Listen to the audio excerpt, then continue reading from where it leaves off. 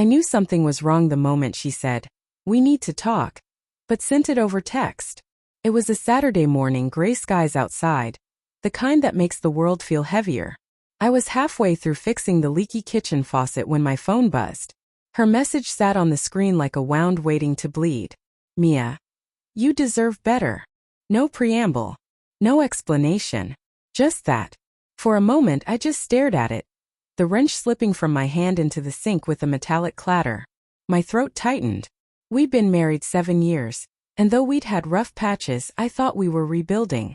I thought the late nights at work, the quiet dinners, the distant eyes were stress, not goodbye. But deep down I'd known this was coming. Mia wasn't the same woman I'd married. Or maybe she was and I just stopped paying attention. When we first met, she had this way of making me feel like the only person in the room, a kind of energy that drew people in. Over time though, that warmth dimmed. Her laughter got shorter, her eyes wandered when I spoke. She'd started saying things like, "You wouldn't understand," or "It's not a big deal." Then came the work trips. The new perfume. The phone she always kept face down. I wasn't stupid. Just in denial. That text, "You deserve better," was her way of easing her guilt. I knew that tone, the kind people use when they've already made their choice. I didn't reply right away. Instead, I sat there, elbows on the counter, staring at the dull silver ring she'd left in the ceramic dish by the sink last night. She'd stopped wearing it weeks ago, said it was too tight. Funny how love can fit perfectly one year and choke you the next. I thought about calling her, asking her straight out who he was. But I didn't need to. I already knew. His name was Daniel. Her coworker. I'd found out 2 months earlier purely by accident. Mia had left her laptop open one night while she showered, and I'd gone to shut it down. The screen was glowing with an open message thread, her name and his. "Daniel. Last night was perfect. Can't stop thinking about you. Mia." Me neither. I wish I could tell him everything, but I can't. Not yet. I remember standing there, my hand frozen on the mouse, heart hammering in my chest. I scrolled further, photos, late-night confessions, plans for a weekend conference that wasn't a conference at all. It wasn't rage that hit me first. It was numbness. Like my body had decided to shut down before my mind could catch up. I didn't confront her then. I couldn't. Not because I was afraid, but because I wanted to see how far she'd go. I needed to know if the woman I loved still existed somewhere beneath the lies. So I waited. Over the next few weeks I watched her. Quietly. The way she smiled at her phone. The way she hummed when she thought she was alone. The way she avoided my eyes when I said, "I love you." She was living 2 lives, and I was the ghost haunting one of them. But what she didn't know, what she couldn't have known, was that I'd already met someone too. Not in the way she had. Not romantically. Her name was Lily. She worked at the local bookstore. The same one I wandered into one rainy evening when I couldn't stand being home. She had kind eyes, the kind that didn't judge, and she spoke softly like she understood silence better than most people. I started going there often, buying books I didn't need just to talk to her. We didn't flirt. We didn't cross lines. But she listened. She saw me. And for the first time in months I didn't feel invisible.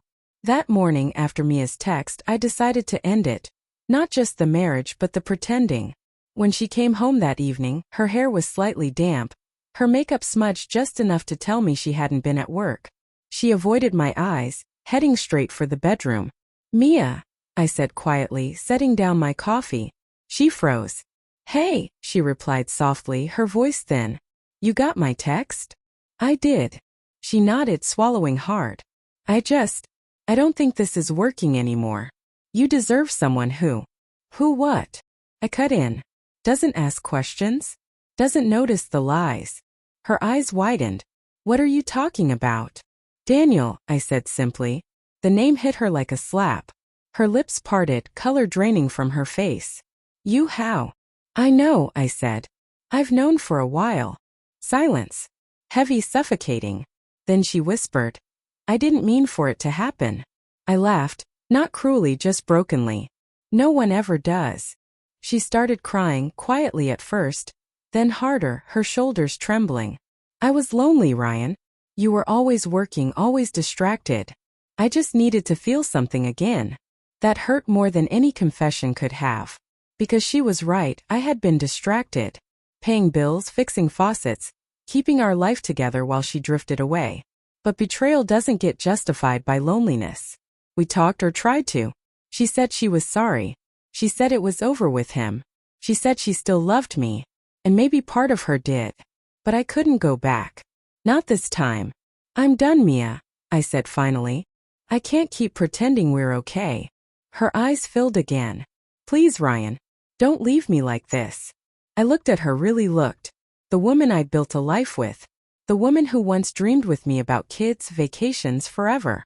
And all I could see was someone I used to know. I'm not leaving you, I said quietly.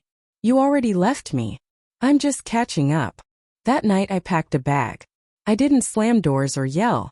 I just moved slowly, deliberately, like closing a chapter I'd already read too many times. Before I left, I placed my wedding ring on the dresser beside hers. 2 circles of metal side by side, empty promises. As I walked out, she whispered, I really do hope you find someone better. I stopped at the door, turned back and said, I already did. Weeks passed. The silence that followed should have hurt more than it did. But it felt like breathing again after being underwater too long. I started spending more time at the bookstore, and Lily was still there, still smiling, still asking about my day without expecting anything in return. One evening, as the sun dipped behind the windows, she handed me a book. The Art of Letting Go. I think this one's for you, she said with a small smile. I looked down at the cover, then back at her. For the first time in years, I felt something genuine stir inside me. Not love, not yet, but peace. Mia's words echoed in my head. You deserve better. She was right. I did. And maybe, just maybe, I'd finally found it.